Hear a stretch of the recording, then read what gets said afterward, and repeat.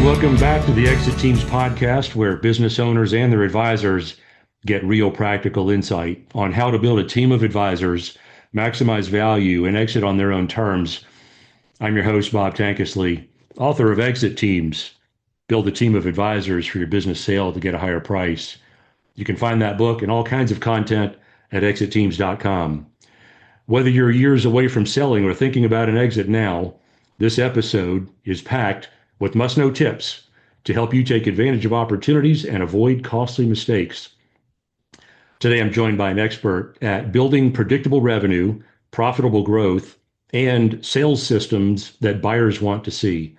Doug Brown is the founder of CEO Sales Strategies and has spent more than 30 years helping founder-led companies grow revenue, improve sales performance, and uncover hidden profit. His business education began early inside his father's industrial machining company, where he observed customer relationships, pricing, operations, inventory, and sales decisions firsthand. By age 6, he was selling parts, and by age 12, he was already identifying ways to reduce costs, improve delivery, and increase revenue. After stepping in as a teenager to help run the family business, Doug developed a practical understanding of ownership and responsibility and business leverage. Today, his work focuses on helping owners find often overlooked opportunities in pricing and dormant customers, stalled proposals, receivables, margin leakage, and underperforming sales systems. Through CEO Sales Strategies, Doug helps business owners build stronger sales systems, improve profitability, and create more value, plus making more transferable companies. Doug, welcome to the show. I'm super glad to have you because with your background and your viewpoint and your vantage point from how you see things, I know a lot of owners are going to want to pay attention to this one. Well, thanks for having me, Bob. I really appreciate being here. Yeah, good stuff. Hey, let's start off from the top because I know many owners assume that just increasing revenue automatically increases business value. I tell owners all the time, it's not what you make, it's what you take that drives business value. So if you think of gross revenue as what you make and net income or seller's discretionary earnings or EBITDA, if you think of those things as what you take, that often drives value. But I also let owners know that buyers are usually looking deeper at whether that revenue is profitable, predictable, and transferable. I'm curious, when you look at a founder-led company, what separates revenue growth that genuinely increases enterprise value from growth that simply creates more activity or maybe even complexity? Yeah, it's a great question. And you're absolutely head on the nail, if you will, on the description of that. I remember, I'll illustrate it this way. So one time I was talking to a company that were doing over $1 billion a year in revenue. And I asked them, I said, what is your operating profit? And their answer was, we're over $1 billion. And I said, no, that's revenue. What's your operating profit? And they said, we're a $1 billion company. And I said, yeah, no, question was operating profit, right? Give me EBIT or EBITDA, like give me something there, right? And they said, we're a $1 billion company. And I said, how much are you losing? And they said, right? And they said 72 million a year. Oh, yeah. So, it sounds great on the top line. Oh my gosh, we sold all this stuff. yep. But when it comes down to the bottom line, that's really, if in valuation anyways, many times the deciding factor. So, it's one of those things that we want to sell at a profit. So what we do is we focus people on things that have high margin, that are easy to implement, that drive sales as well. So I'll give you a very simple one that many companies are very, very, very poor at doing. Follow-up, for example, right? Or referrals. So, a lot of companies and I ask, 0 to 10, do you have an active referral program? i.e. it's all scripted, 7 stages of how to get a referral on each and every interaction? Or do you have a passive program I ask whenever, or they say, geez, you did a good job. I have a friend.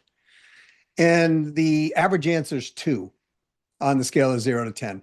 It's like they're waiting to respond from the customer or the client's cues, and then ask for referrals, not having a system, a disciplined system of their own. Yeah. So referrals can be generated even pre-conversation. They can certainly be generated on the initial conversation, whether or not a salesperson sells it or not. Yeah. Right. And so, but very few companies are doing this. They have very low structure in the process. And then I'll generally ask the question, what does it cost you for, a lead, if you will, or what does it cost you to get in front of a client? And they'll give me a number. And so if it's like, in some companies it's high, some companies it's, a couple $100. And so then I'll ask, what does it cost you to get a referral? And they'll say, nothing usually. And then so, hello, right? It's like, so if we can generate, say, even a few percentage points out of the 100 on referrals, then those sales are extremely profitable. And so those will bump up the numbers and bump up the EBITDA on the process. Follow-up closes. That's another place companies are very poor at. We just go back and we institute follow-up. It costs little to nothing, but we pick up all those sales that we would have missed. And then we can increase transactional value, extend the buying frequency, all that stuff through the relationship. Yeah. To your point, can't believe it happened from $1 billion company. Actually, I can. I find companies of a lot of different types in the lower mid market and in the middle market, like this one sounds like, don't have a full understanding, but it sounds like they were also too wanted you to overlook the fact that they were losing quite a bit of money. I know that owners may be proud of their revenue, the gross revenue, but a buyer will want to understand what produced it, and I think most importantly, whether that type of revenue can continue once they step in, right, as the owner. What characteristics have you noticed of a sales engine make a buyer believe revenue will continue after the owner exits? So not key man dependent on, a small percentage of the sales team. So I just looked at another company. They were doing $60 million. 40% of their sales team is underwater. And they have 2 top performers that are generating about 60% of the top end. Danger, Okay. danger. Yep. 36 million of the 60 million from 2 people. From 2 people. Yeah. So what happens when they leave? I just talked to a trades company just recently. They have they're about 7 million. I think it was 72% of their revenue is locked up in 2 people. So what happens if somebody recruits them away, right? And offers them another $100,000 per year, then that company is in trouble because they can't replace that revenue fast enough, but they still have the same overhead structure that they had prior to those two men at this point, gentlemen being there. So that's one thing to look at is your sales team key person dependent? Because if it is, we've got to fix that issue if you're going to sell. Simple, right? Yeah. The other thing is how repeatable is it when you take out key people, not just key person dependent, but what's the predictability of the actual system itself? We can make a very strong argument to say that McDonald's, for example, is run by teenagers, and usually teenagers with systems in place. Yeah. Right. And so when we look at McDonald's or Starbucks or any well-defined process like that, let's face it, teenagers they're smart, totally, smart, independent people. But most of the time, when I was a teenager, I'd be looking at, geez, that girl's pretty. I wonder if I can get a date with her this week. And, I wasn't so focused on, running a company, so to speak. So same thing with our salespeople. If we run sales teams, build sales teams with systems, processes, planning, procedures, accountability, all of that in, and that's working, that's a huge positive for Yes. a sales process. And frankly, most companies don't have it, right? So they'll get knocked down on the valuation that way, and or desirability meter. So those two are, I'd say, number one and number two. I got to ask, what prevents, have you noticed, prevents owners from stopping the key person risk and not building things their business to make revenue predictable? What mental blocks have you noticed over the years that just don't let them get there? I think it all comes down, I think, to fear, right? Okay. If I start poking the bear on this channel, then if these guys or gals leave me, then I don't think I can replace them fast enough. I don't know how to replace them fast enough. Or sometimes it breaks down to pride, where it's like, look, we're doing great. This is this, that's this. And so a couple quick stories. I talked to a gentleman. They had it's kind of a food refrigeration, storage type company. And the owner and his brother and a best friend from school were working this company, and the brother and the best friend and the owner were the three top salespeople. So when I talked to him about a year prior, I said, look, you should, if all of you got whacked in a common accident because you're hanging around all the time, you should spread out the risk in your company amongst the sales team. No, no, no, no, no, no. Nothing's ever going to happen. Nobody's going to leave. Yep. Nothing's happened yet. Therefore, yeah, there's a little bit of bias. Yeah. Well, a year later, his brother and his friend from school both decided to leave that company and Oh, start their no. own competing company, and dragged 70% of their base from point A to point B.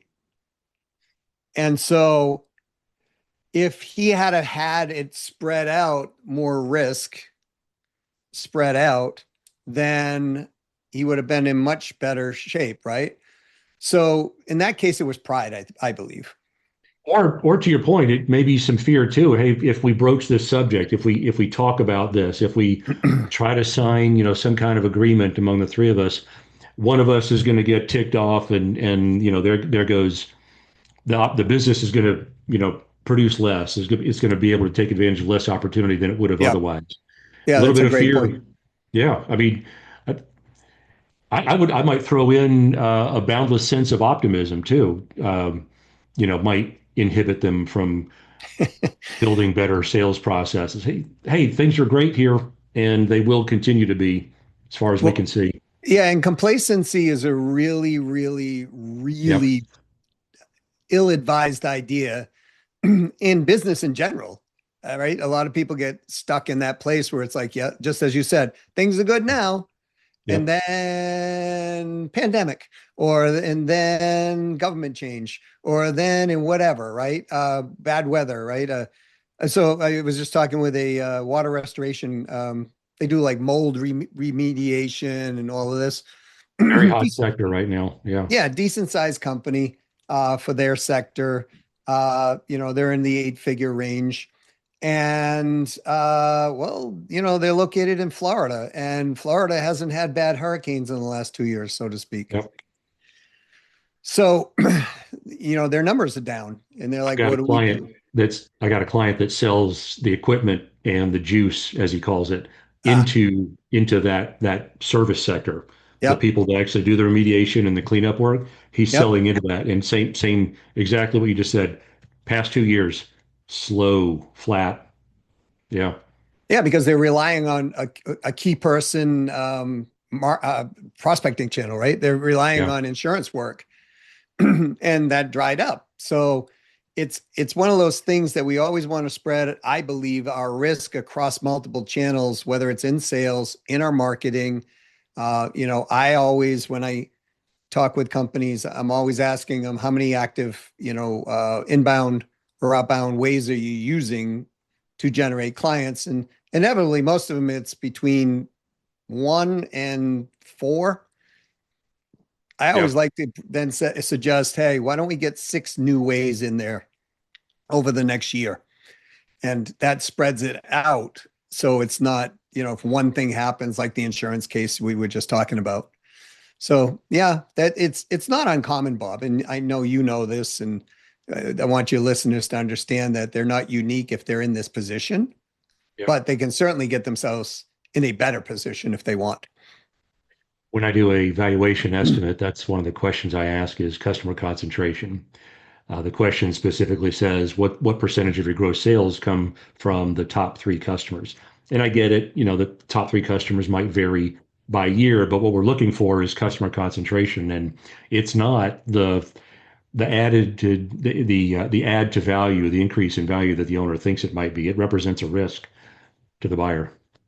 Yeah, a lot of digital marketing companies have run into things over the last, say, year and a half, because the cost of acquisition, the cost of the lead, the cost of all of this stuff, plus GDPR and all these things that come on, Yeah. California laws, all this, it starts preventing them from doing what they were doing before, but they never really looked at themselves as anything but an online marketing company. Yeah. And where they could have been doing live events offline, live this offline, whatever, and bringing more business into their business, so that when the inevitable happens, and it usually does, they would have at least been able to keep the storm from coming over the barriers Yep. into their neighborhood. Yeah.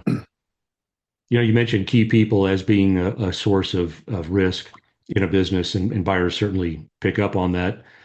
A lot of times, especially here in the lower middle market or the lower end of the middle market, we notice owner dependence is too Oh yeah. much of a problem. So I know a founder can sometimes be the company's best salesperson for years and years, but when the owner becomes a primary source of relationships and pricing decisions and the ability to close on key pieces of business, that strength can actually, as with the key people, it can turn into an exit risk.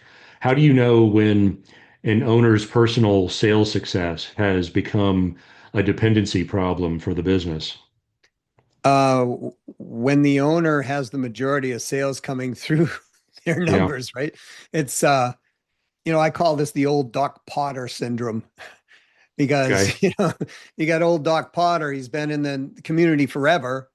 Then he goes to retire, but he wants to sell his practice, and it's worth something, but now you remove old Doc Potter and now you got another issue, right? Yeah. So, I see this a lot in I would say companies under, certainly under 10 million. I see Sure. this as being a challenge for Yep. most of these companies. And it makes sense because it's their baby. They grew up in it. They built this thing. They might have spent 7 years getting it to a place where it's like, whew, I don't have to worry about making payroll anymore, or whatever it might be. So they're holding on so tightly to the business, but they're not thinking about leverage and scale, even though they want to. They built the business on their back. They got used to it.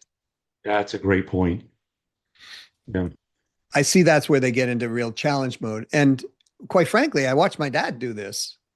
This is where I first learned this, when I started working in his business and I was in there optimizing things. When you mentioned like at 12 years old, I don't know, my brain just worked that way from the beginning, I guess. And, my dad was in business for 19 years, and he built it so much on his back that it took the weight of the world for him to go into work for the last 2 years.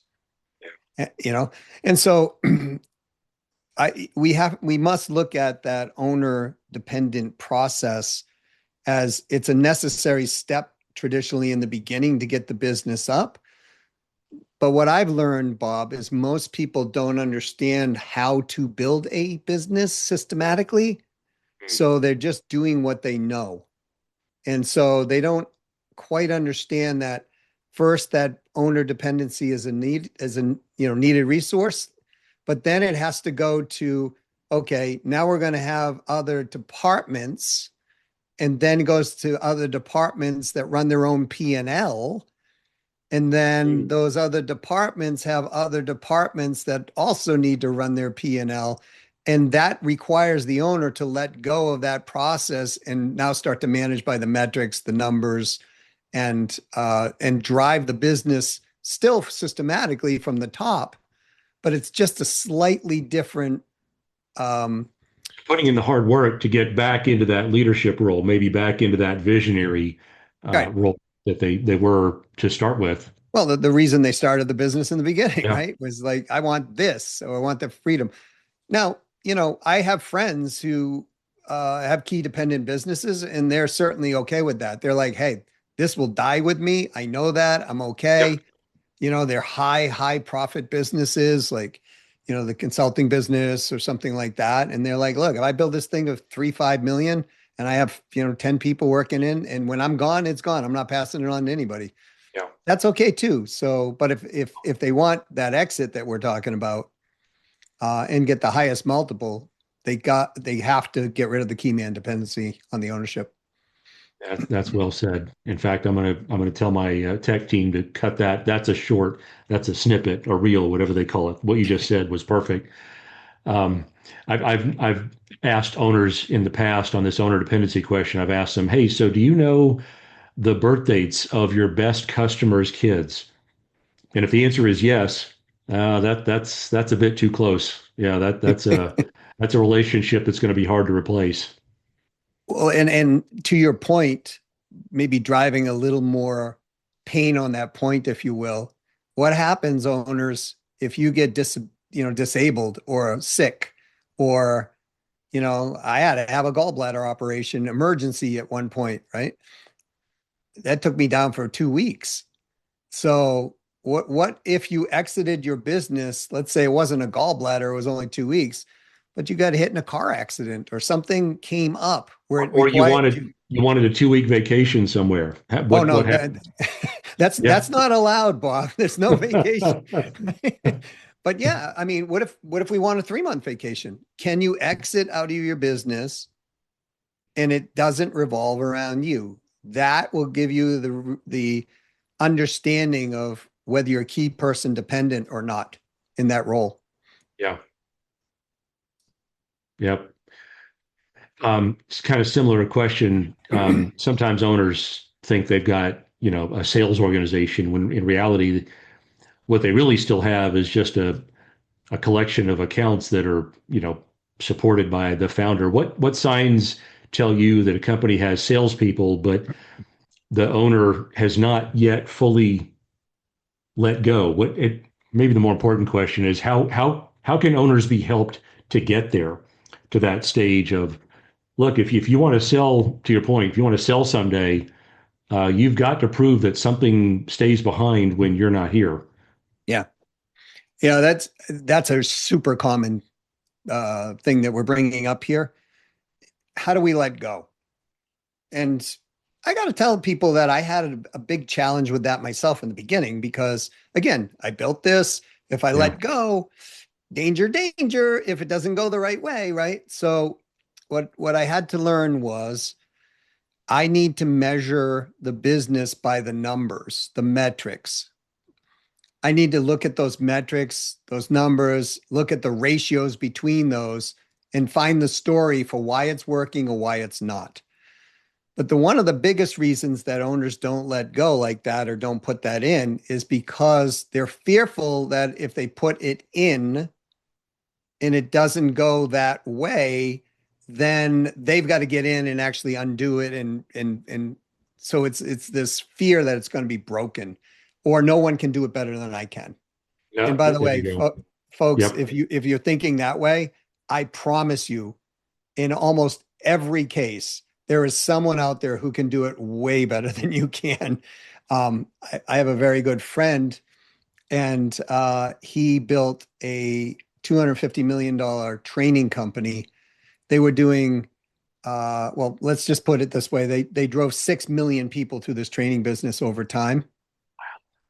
And he was the guy that was out there doing all the presentations in the beginning. And he told me directly, he's like, I figured no one could close better on stage than I could. And he said, until I actually hired some professional stage people and they were out closing me in the first week. But what we have to do is we've got to put in the systems, the processes, the accountability, the reporting, all of the things that give us the information so we as owners now can measure by those numbers because the numbers tell us a story. Yeah. And we start looking at the story and that and sometimes that story reveals a lot of opportunity. I mean, that's exactly what we do here. We look at all the ratios and metrics and we find hidden revenue, hidden profit, hidden opportunities for new growth all the time because we're looking at that objectively versus subjectively or reactively. Yep. No, that's perfect lead in because I've for a long time I have viewed financial statements as a report card Yeah. of what management has done with shareholder resources. I know that it may sound like a bit wonky, and a lot of times in small companies, closely held companies in particular, management is the shareholders. Shareholders are the management. So it's like shareholders have a direct line of sight into how they are doing themselves with the resources they've either put in or borrowed. And to your point, buyers are very interested in seeing a good story, not just in the past, but in the future. So as far as that goes, what makes revenue genuinely predictable rather than simply a hopeful projection based on last year's results? We're kind of getting into your secret sauce here, how you help clients. Yeah, well, what makes it predictable is putting systems and processes around everything, measuring that, and then optimizing those things. And part of optimization, folks, geez, I sound like I'm from Boston there, but part, part of, which I was born in Massachusetts, part of that optimization is actually knowing when to knock something off or get rid of it. Mm. So a lot of times I look at companies and they're doing this thing. And it's like, why are we doing this thing? Because we've already always done it this way. And Always then when done we, the thing. we look at the numbers, like I just looked at a company and I was like, guys, you're losing money on every sale. And they're like, no, no, no, no. This is not a hugely profitable sale. We're making like $280 per sale. We're making it up in volume though, Doug. Yeah, yeah. Negative integer, right? Yeah, right. And I said, no, you're not doing that. And they said, well, what do you mean? I said, you are not applying your marketing cost to the cost of acquisition. And they said, of course we are. And I looked at the numbers again and I said, here they are. And they said, wow, what's the real number? I said, you're losing $680 a sale. Oh my So goodness. yeah, fortunately, they hadn't been doing that for more than a half a year, but they were planning on scaling that process because they were seeing this, right? They're not looking at the full picture of what happens. And this is part, see, you mentioned P&L. A P&L will tell us where we are, but a P&L could be read in multiple ways of where we are. Like it may not, like it might show a line item in there that we spent money on that. I don't know, we were defending a patent or something and we won, right? And it might be a big number in there for legal fees, and that'll throw the P&L off a little bit. But a P&L doesn't tell us where we need to go many times. It'll tell us where we are. Mhm. So, pipeline will tell us where we need to go. Other data points will tell us where we need to go. So what we do is we look at it kind of 360. What's the whole client journey with the P&L? And that generally will open up opportunities that we're not seeing because not because we're not smart. It's just that we're so close to the numbers while we're in it and we're looking at the numbers all that, even if we're looking at them all the time, we get used to those numbers. Yeah. Um, I had a Chet Holmes, when Chet was alive, he and Tony Robbins had a company that I was privileged to be the head of sales and training for. And when I took over, I started looking at the numbers and I noticed a glaring thing to me. they had a front end refund rate of about 15.6% on their initial offer. That sounds high. To my knowledge, it was very high when I Yeah. look at a 15% refund rate. But what Chet especially was looking at the numbers was what's the overall? And so I went to him and I said, you have a 15% refund rate on the front end. He said, no, we don't. Look, we're profitable on this. I'm like, yeah, but we have this. And he said, no. So I dug into that process. And long story short, we were able to take that refund rate from 15.6% under 1% within 3 days. And when we pushed the rest of that 15% of the lead volume through, they bought at the same rate that the other people were buying at. It was millions of dollars that was pushed to from the front end of that funnel, all or the client journey all the way through. So all of a sudden, in the next month, in the month after, they're starting to see millions of dollars come through, and they're like, what's this? And I said, I fixed the refund rate. Well, what does that do to EBITDA on top of that, Bob? Right? I mean, it just, Oh, it just drops straight down. yeah. So there were several points along their journey. And, these are very smart people. Were very successful people. But unless we look at all the micro ratios in the client journey, we miss these things. And in this case, it was millions of dollars. They had another product set that wasn't performing. It was selling $86,000 a year. And I looked at it and we got it performing in the first year. We went from 86,000 to 8.2 million in sales without adding any new leads. I've just been sitting here thinking last couple of minutes, you've been rattling off clients and exact amounts and situations that you've helped in. It's almost like you're a data scientist. It just hit me. You're getting pretty granular in the clients that you're brought in to help. Yes. Yeah.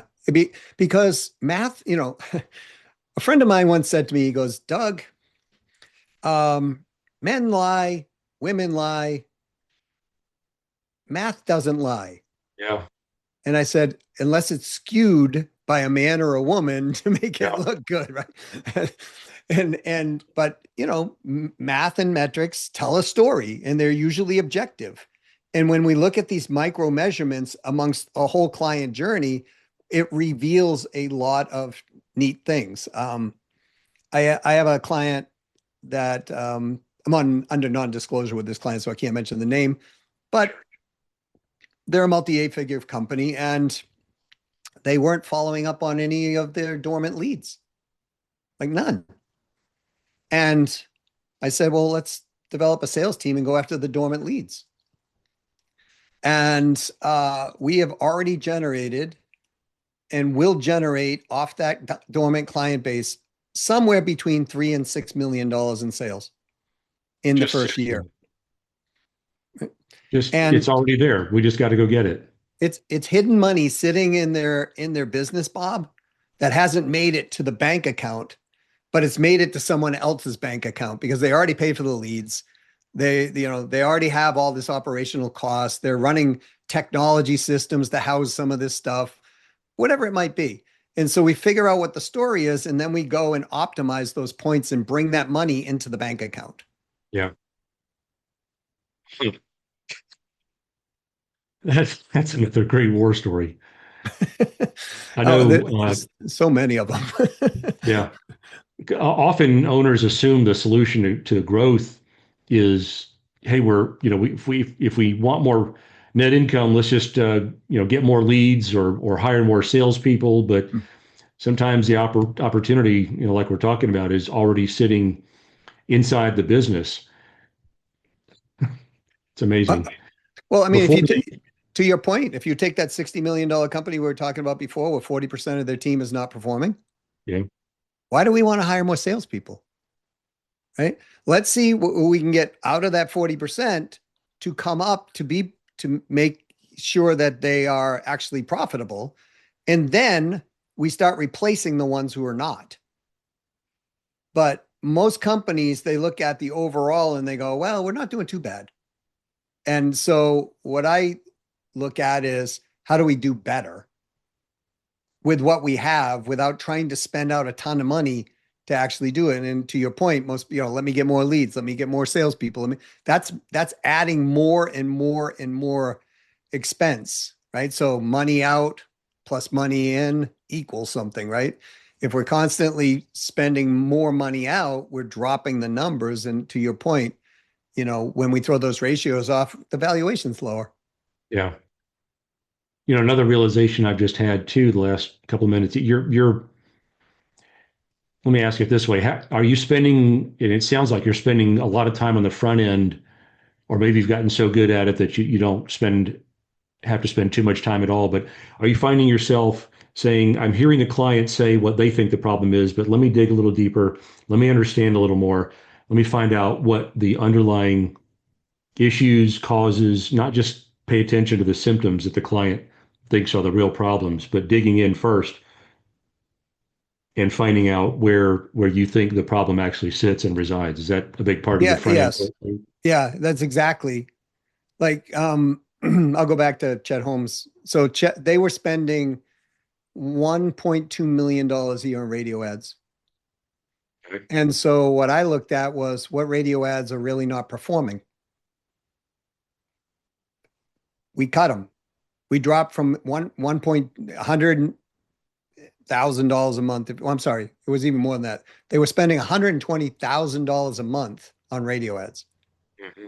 I was able to cut that from $120,000 a month down to $80,000 a month, and absolutely had the same revenue coming out of it because there were certain stations that were just not performing, Yeah. but they had budgeted this money. So all right, so now we have $480,000 not being spent out that we can now redeploy to something else that will now produce something that's bringing something more in.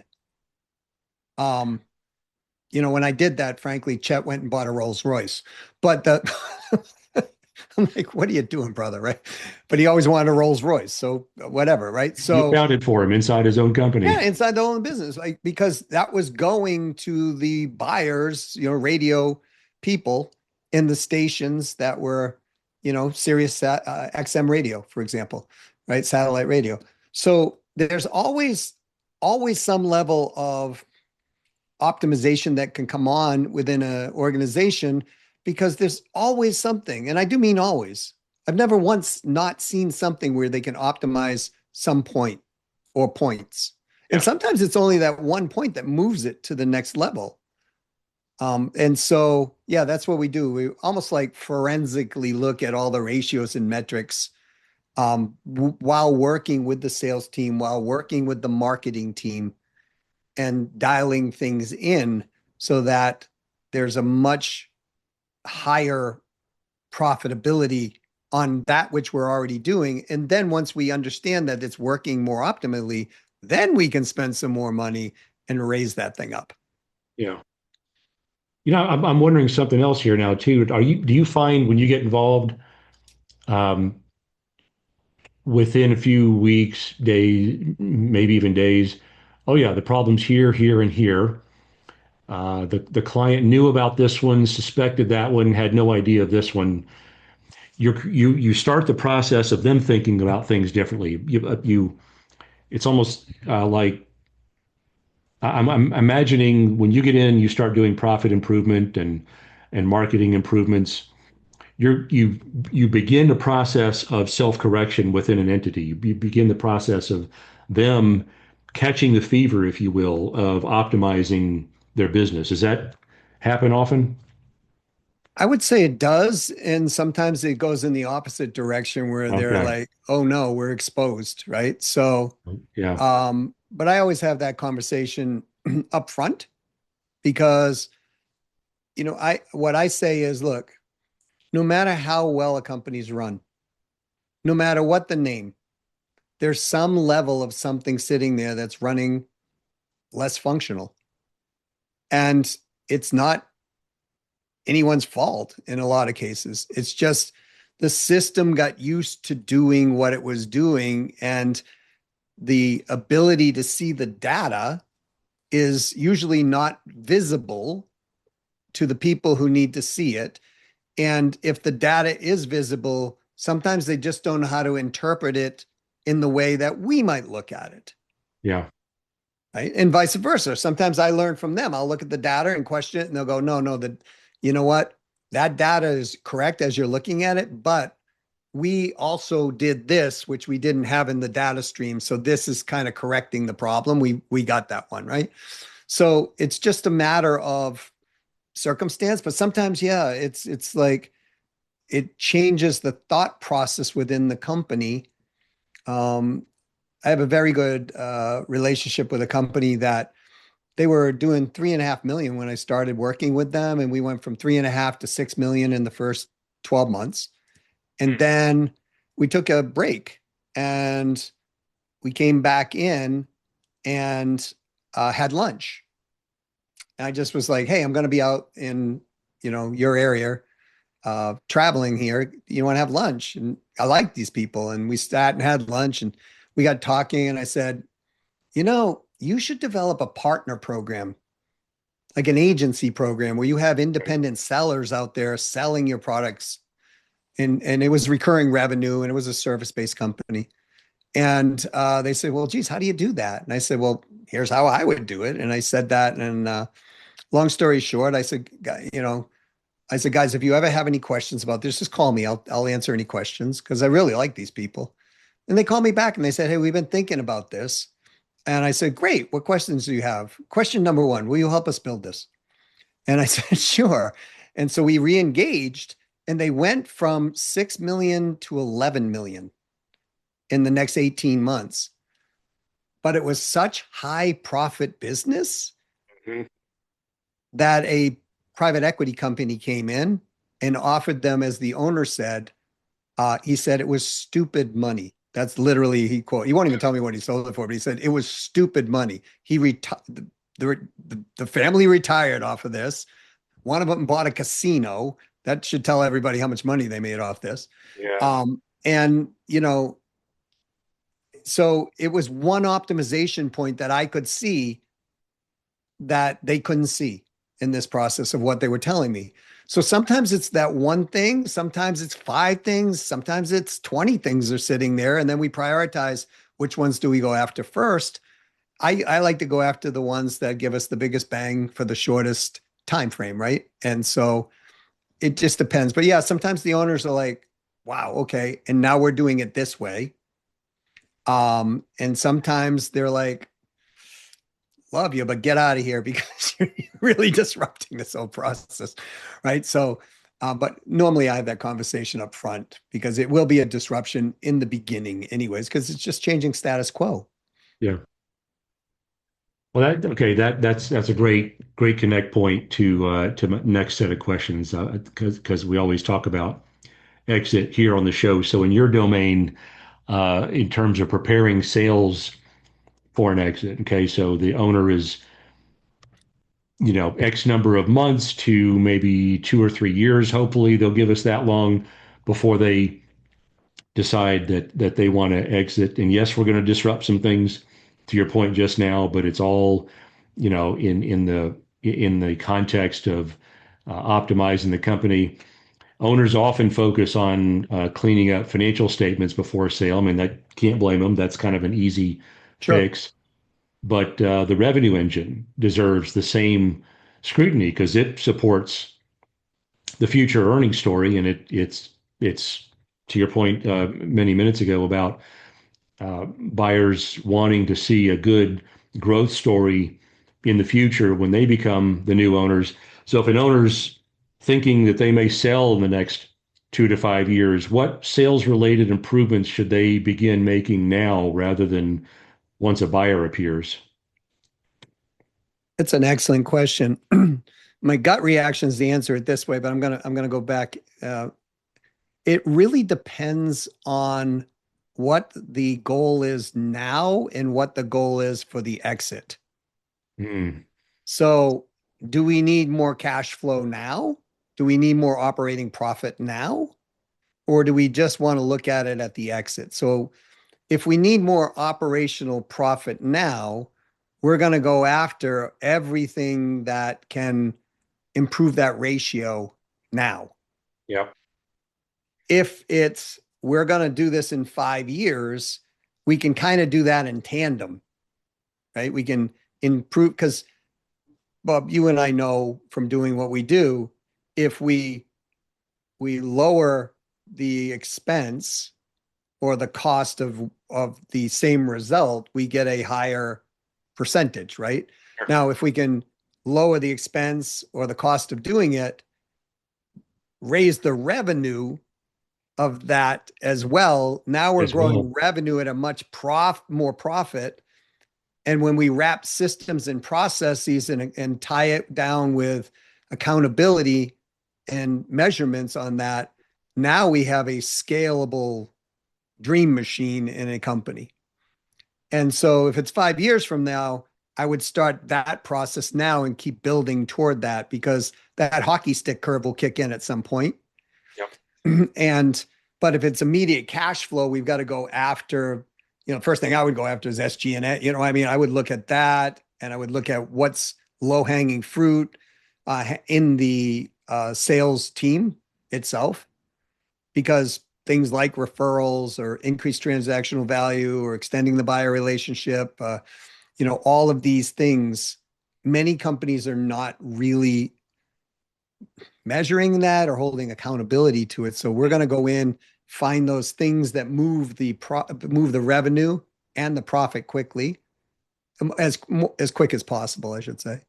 And then we're going to build up for the systems process accountability through that, because that takes time. That takes a fair amount of time to do that, because Yep. sometimes we're shifting human behavior and sometimes it's reluctance on that end.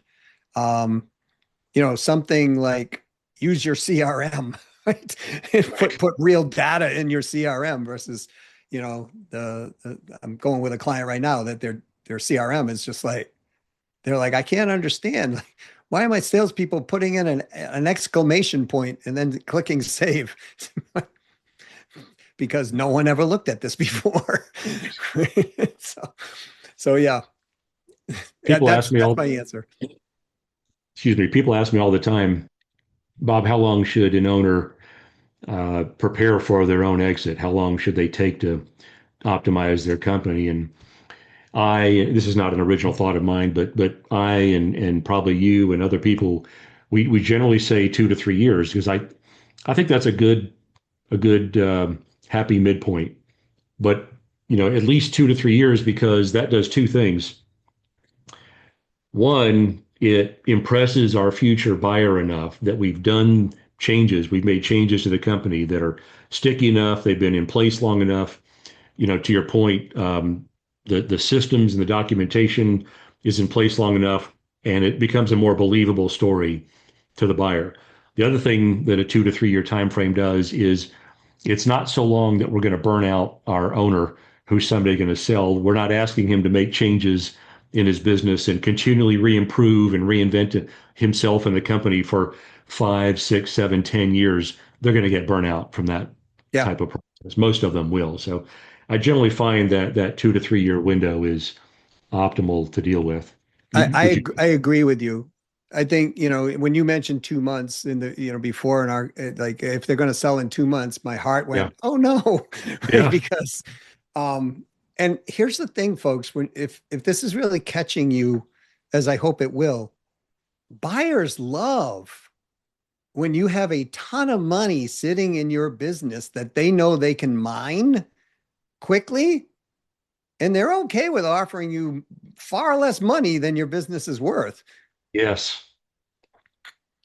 So where do you want it? Do you want it in your bank account or in their bank account? Because I'll say this from my perspective, Bob, and I think you probably would champion this, but I bet we see people leaving millions or tens of millions or more on the table on I would say a reasonable rate of, Yeah. look. And it's not, you don't have to do that, folks. It's just, but you do have to give it time. There's no way in 2 months you're going to Yep. turn that ship around in the channel. You can certainly start to turn the ship, but it's not going to be, everything you want in 2 months. That would be so disruptive to your company. And by the way, on that point, you don't want to turn things around too fast either, because you can implode something by turning it around too fast. You can implode a company by raising revenues and raising stuff too fast. And early on in my career, I made that mistake. I had they built metal buildings. This company built metal buildings, and they were doing 5.7 million dollars. Yeah, they were doing $5.7 million. And this is back when I used to just coach companies. And I knew this idea had really good legs to it, that it could work. And I said to the owner, I said, I have something I think will add a significant amount of money in a short period of time to your company. He goes, well, tell me about it. I said, no, I said, you're the type of owner, if I tell you, you'll implement it and your operations is not going to handle the amount of volume. And he said, no, I wouldn't do that. I said, I, I like you, but I don't want to do that. Right. Long story short, we agreed on his children's soul Okay, it's getting that, serious. that if I told him this idea, that he would not implement it for 6 months until we got in place what we needed. And then the next week, he didn't show up for our coaching appointment. Oh And no. then, yeah, oh no, it was right. And then the next week, he didn't show up for our scheduled appointment as well. And I'm trying to get a hold of him. He's not getting back to me. So it was a family business. I call in and I talked to his daughter and I said, one of the souls. And I said, is your dad okay? I mean, is he sick, or because he hasn't been, communicating? And she said these words to me: I don't know what's going on around here. I said, well, what do you mean? She goes, it is chaos. I got three of my operations people ready to quit. He did it. He did it. And they Yeah. went from 5.7 to 8.2 million in 2 weeks. And they just weren't set up. And so it was chaotic. And so I vowed never to let that type of information go again without making sure that that was in place, because it was just a catastrophe, because it just, imagine that growth in 2 weeks, it just continued. And so Nothing's going to it, break. I mean, that's like challenging a unfit body to a marathon. I mean, that's the yeah, kind yeah, of that's a, expansion and adaptation that just can't be made. that is a great analogy. I hope you're okay with me borrowing that going Feel free, forward. feel free to use that. Yep. Yeah, because that is true. It's like, hey, go run the Boston Marathon when you haven't run, 5 miles, and now you're going to run 26, I believe it is, right? Yep. It's it's it's not going to be pretty. You're probably going to collapse at mile 14 or something, right? Going up whatever Heartbreak Hill, I think they have a thing called that. So it's not advisable. It's not an intelligent way to build a business, and frankly, it can cost you your business by doing that. Now, I've been in companies where we've scaled growth in 2 years. One was 58 million and we went to 362 million in 2 years. Um, I was in another one where I put a sales system in and they went from 48 million to 110 million in 2 years. However, we were installing the operational systems into those, and it was still chaotic, don't get me wrong, but it didn't implode. And so that is, certainly, please, folks, you listening to this, just make sure you have the other side that can be compensating for the rapid growth, because you're going to, like, I remember like Zoom during the pandemic, how fast the company Zoom grew. And I was talking to some people within Zoom and they're like, oh, no, no, this is not fun. This is definitely not fun. Yeah, it's great. The money, money's coming in, but internally it is not fun. That's what they were telling me anyways. Have So you seen yeah, that? Have you seen Zoom's stock lately? It's a fraction of where it was at the peak. So there's a company. I mean, we're on the Zoom platform. It's great that the company's survived it, but yeah. there's a company that didn't adapt to its environment well enough. That when it went the other direction. Yeah, and if you, the branding on Zoom alone, people don't even talk about video conferencing. They talk about let's get on a Zoom, you On know. Zoom. So like it's like Kleenex, right? No, it's like not tissue paper or whatever it's called. It's like, hey, buy a Kleenex or, whatever. So the branding is so huge in Zoom. I haven't looked at it internally, so I can't tell you exactly what's going on, but I agree with you. If stock is dropping like it is, it's folks, just please pay attention to what we're talking about because, I've seen it from the other side where you can have a great business and sometimes you're best to keeping it a great business unless you're prepared to want to go that mile or two or three. But if you are, man, the millions or tens of millions or even sometimes hundreds of millions or more that can come out of that back end for you, it's definitely there if you want to go do it. And Bob, and I'm so grateful you've got me here on this podcast and we can talk about this because if this helps just a few people, right, Yeah. it changes lives and legacy. Yeah. That's what we're all about. That's why we do this. Well, Doug, we got this section called the rapid fire questions. The audience seems to like it. All right, so here we go. The biggest sales myth that business owners believe. What would you say that is? That's a great question. The biggest sales myth, Yeah.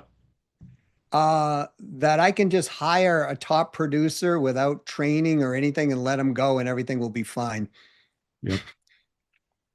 Yep. I could see that. That'd be hitting the easy button, but how often does that work out? Sometimes that's Uh, like having a bull in the pen who just runs right through the side of the pen. all right, next one. Most overlooked source of profit already sitting inside of a business. Current client base. Oh, I Well, like that. yep. Yeah, and you've talked about the importance of building a referral system and getting data into a CRM, getting good reports out of it. That it can be mined for sure. All right, one sales metric each owner should know cold. Ooh, cold Yeah. number of outreaches to the number of connections. Number of Okay. connections to the number of conversations. Those I'm going to give them 50-50, but the front end of the funnel, measure Yeah. those because everything affects the back end of the funnel. Yep. I like that example that you had a few minutes ago too, about helping a company use its marketing spend better from what was it, 120,000 a month down to 80,000, but the revenue remained the same. We just cut out 40,000 of expense. So I'm guessing you're not a big believer in the old adage that 50% of my marketing dollars don't work and 50% don't. I just don't know which half. But you really dig in and find out where the problems are. Yeah, that's like saying 50% of my marriage works and 50% doesn't. So Yeah. like it's not the odds I would want in my marriage, right? I would want at least 90% working and then I'll optimize the 10%, right? Yep. But yeah, I mean, to that point, I just looked at a guy's it was a smaller revenue company, but they just did a marketing campaign. They spent $109,000 in 2 months on a marketing campaign, and they were re-upping, and they got one lead. Oh wow. And I was like, "What? I hope it was a giant lead. No." No. Their average sale is $12,000, right?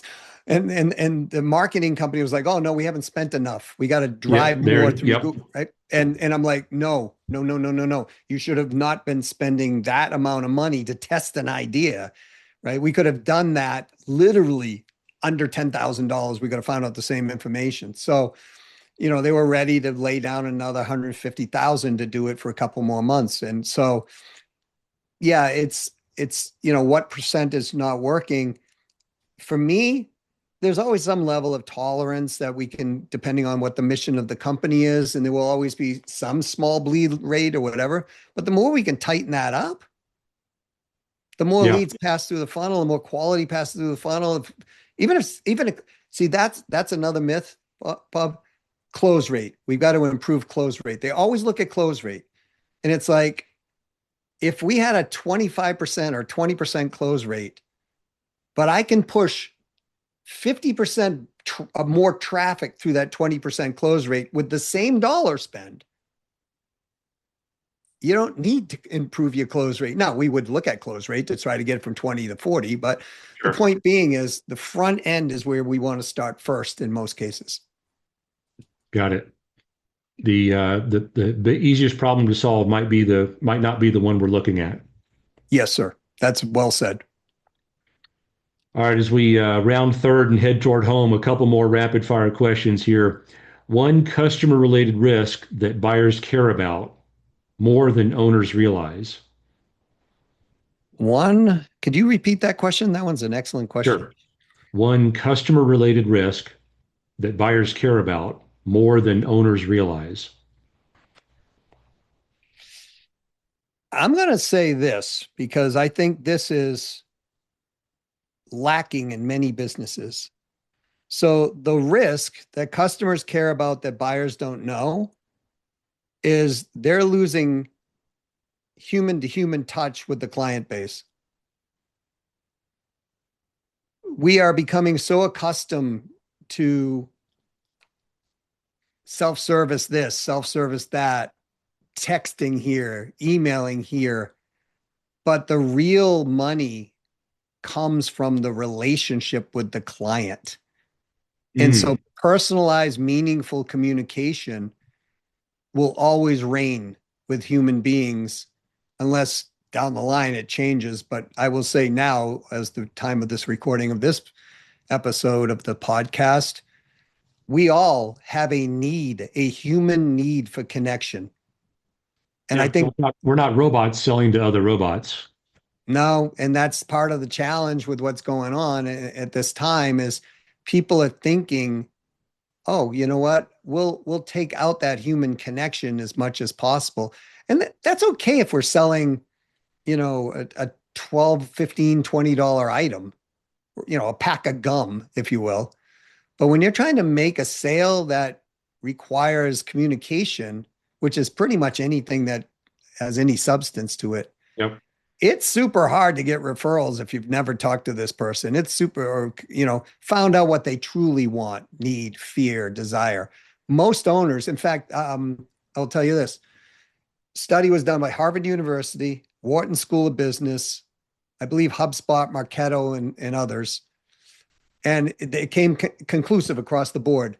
97% of companies selling something in part or in full do not know their ideal right fit economic buying profile. So if you're missing this So you're saying it's a widespread problem. yes, sir. Wow. That's almost 100% have are not aiming at the right target. Correct. And so that marketing dollar or that prospecting effort is going and it's hitting some part. But imagine if we just tighten that up by 25%. Wow. And we're talking to the right people all the time or the majority of the time in the right context. And that's where your messaging comes in, folks. When you understand what that is and what they want, they need, they fear, they desire, what their buying criteria is, this is where we can tailor their our messaging and our internal and external communication to support that relationship.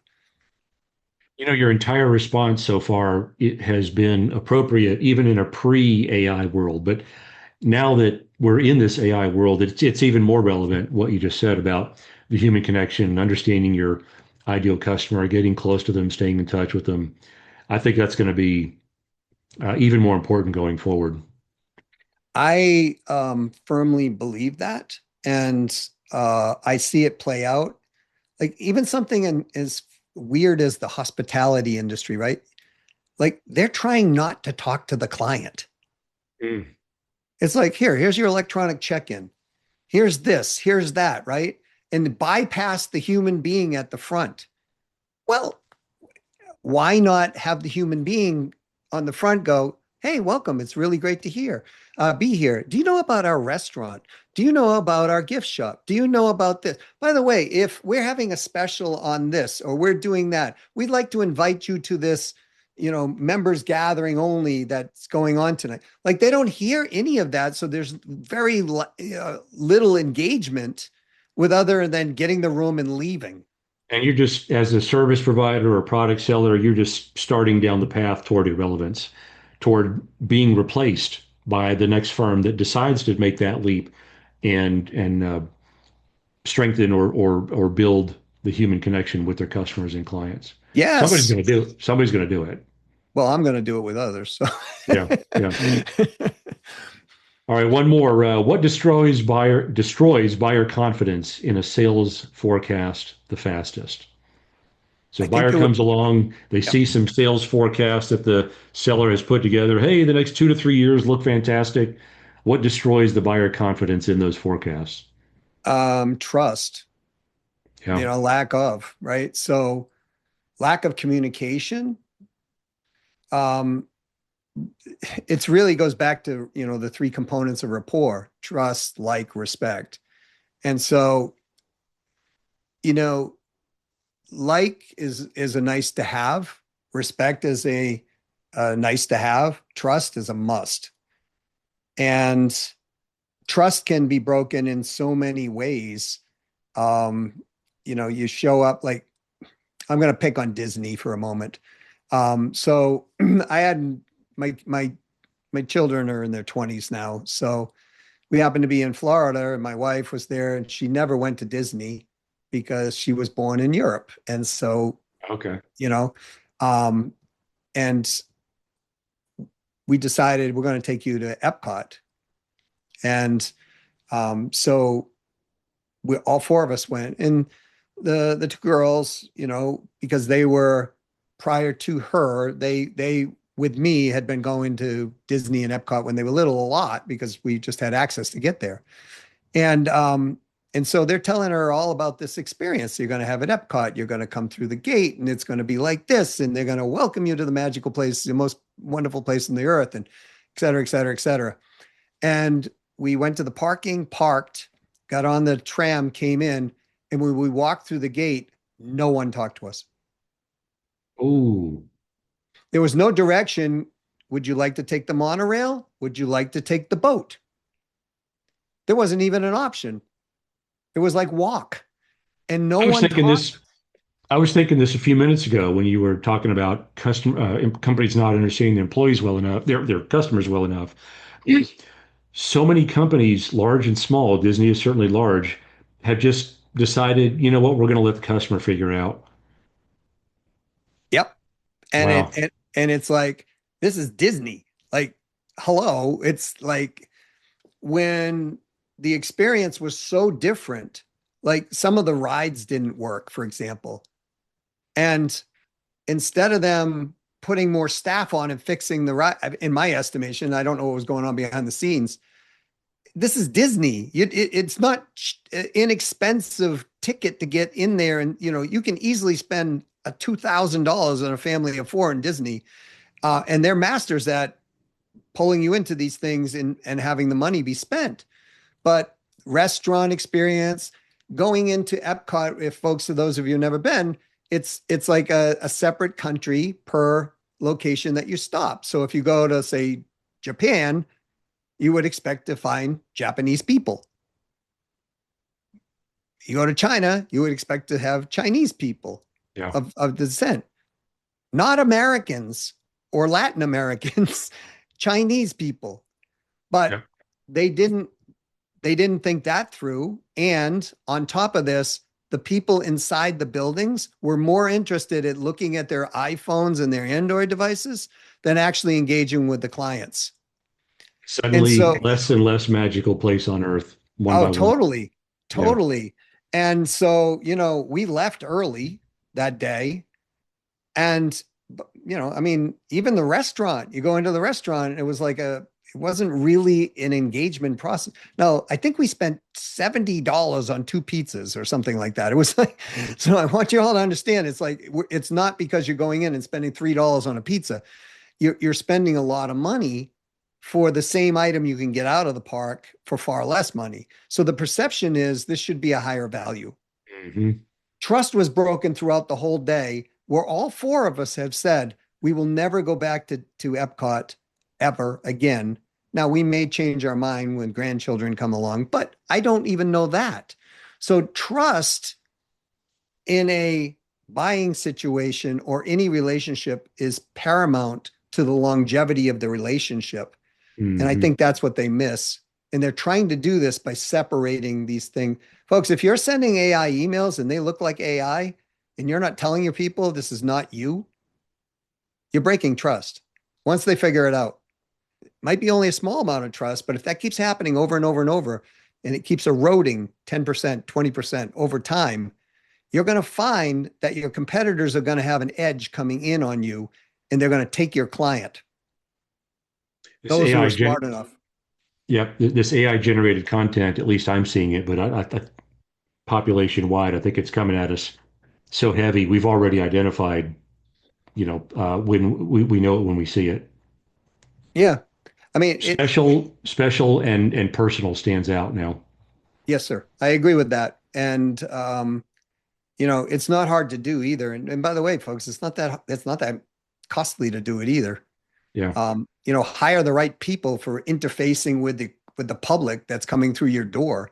How is your phone being answered? Right? Like, if your phone's being answered in a manner that builds a relationship and trust, you're going to get more appointments. You're going to have better customer experience. And guess what? People tell people. Like, they will tell maybe one or two if they had a great experience. They'll tell 12 or 14 that they had a terrible experience. I've heard that before. Very true. Well, Doug, this has been fantastic. I'm sure this will be one of the more watched episodes of the Exit Teams podcast. Where can folks get a hold of you to hear more about this good work that you do, this frankly amazing work of growing sales and cutting out costs? So they can get a hold of me directly on email if they want. It's on the screen for those of you who are watching it. And those of you listening, it's Doug at CEO salesstrategies.com. So sales and strategies is plural. You can hit me up on Doug Brown 123. That's my LinkedIn, or my cell phone number, 832-549-4836. 832-549-4836. Please, no spam texts, just, legitimate. And just let me know what you're looking for and we'll have a conversation. Excellent. Thanks so much, Doug. Well, that's a wrap for today's episode of the Exit Teams podcast. A big thank you to my guest, Doug Brown, for sharing his insights. So if you want predictable revenue, profitable growth, and the sales systems that buyers want to see, I suggest you reach out to Doug to see how he can help. If you're a business owner thinking about your next chapter, now's the time to start building your advisory team. You can learn more in my book, Exit Teams, Build a Team of Advisors for Your Business Sale to Get a Higher Price, available on Amazon. And don't forget to visit exitteams.com for free resources, tools, and insights that can help you prepare for a successful exit. Until next time, build your team, sell smart, and take control of your future.